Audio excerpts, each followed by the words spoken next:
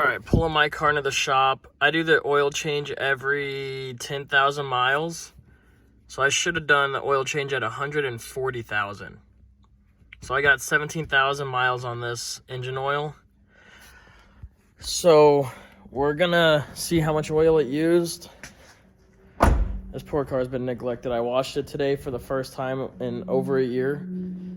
It's gonna get a little bit of love this weekend. So as you can see, I always fill it to the middle of the hash marks.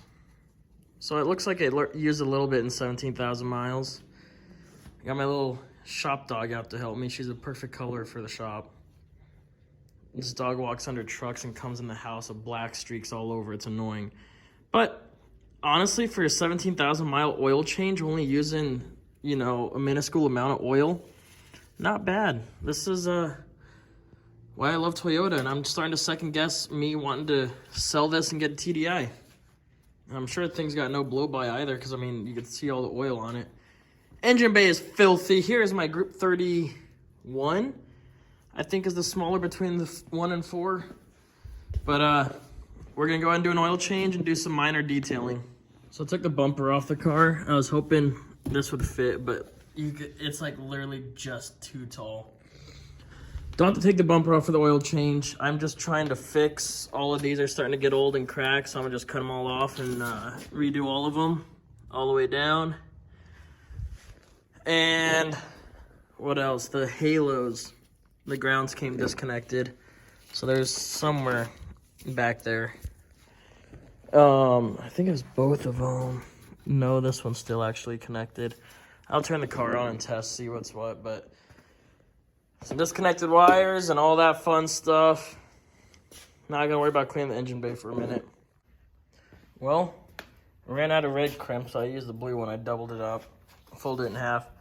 All the old oil's out. Time to put the new oil in. I think this, actually, I wrote it down somewhere. How much oil? Oh, right here, 4 quarts of oil. And it's got a 14 millimeter. There we go, you can kind of see there. That's a trick that I do on all my cars so that, because oil changes happen a lot. I don't want to forget and have to Google it every time. And the oil cap says what weight oil it uses anyways. But yeah, so gonna go ahead and get the new oil in, get rid of the old oil, double check the headlights. I found a wire that came out of the crimp over here, so we'll get that fixed. No biggie. There we go. Got all the halos working again. Luckily with the bumper off, oh my bad, it's nice and easy to wire stuff down there. Unlike when I originally did this and I was doing everything from up top.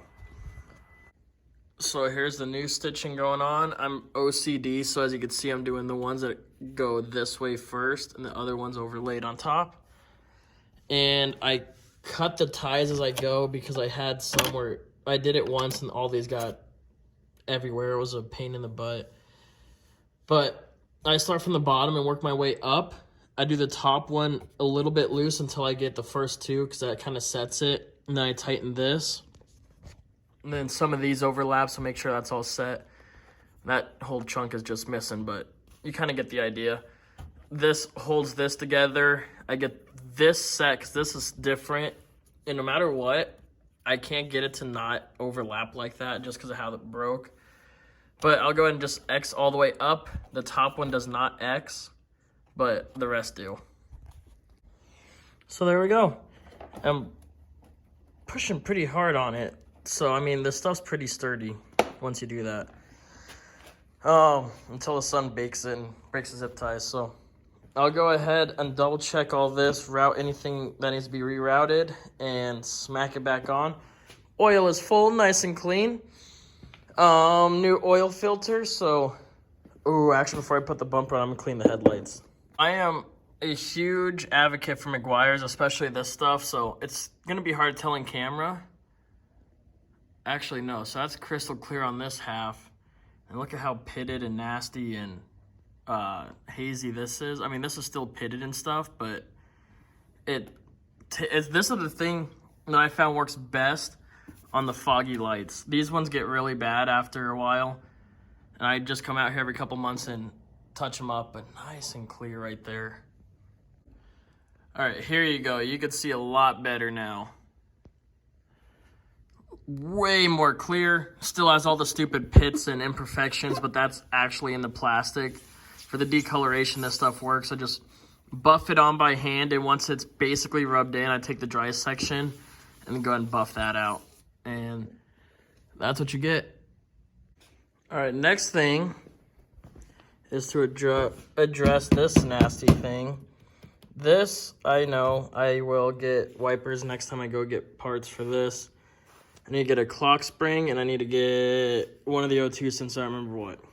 But, like, all of this is fairly faded, especially down here on the bottom. So we're going to go ahead and fix it.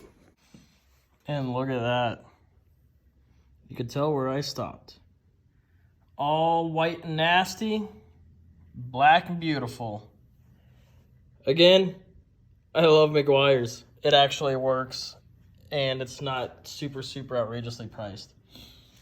But I touch this up every couple of years. I let it get bad, as you can see, but super easy. Literally just wipe on, wipe off. And just to show how quick it works, look at that. Got it on there. And it's already black. Not even done rubbing it in yet. That's how good this stuff is. Just like that. Literally no elbow grease even required. And it just works like magic. I do not get it. All black. And you saw on the rag, it's white. I don't know what they do, but it works. I got a little bit on the window right there. All of this is looking good.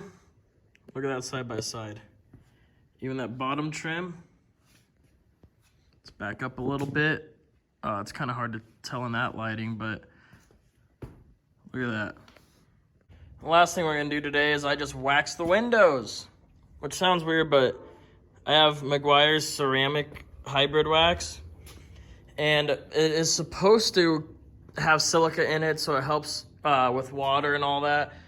And I've seen a lot of people do it on glass, and it usually helps the water, so we'll just let it dry for a minute and see if I notice anything. I'm not gonna test it because I don't want to get the car dirty, but just driving around, we'll see how water and dirt stick to it from now on.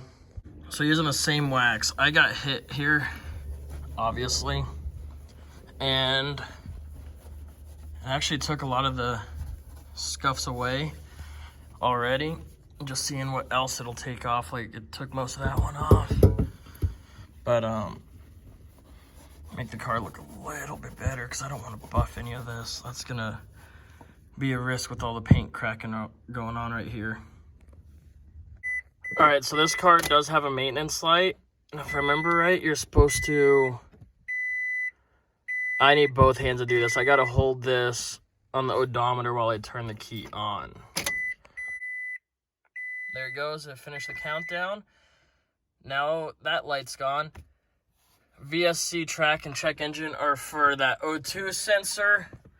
My airbag light stays on for the stupid clock spring, and I don't have a horn, which sucks. But I've needed a horn a few times.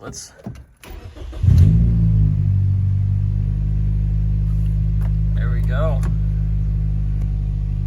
Just like that, we are done.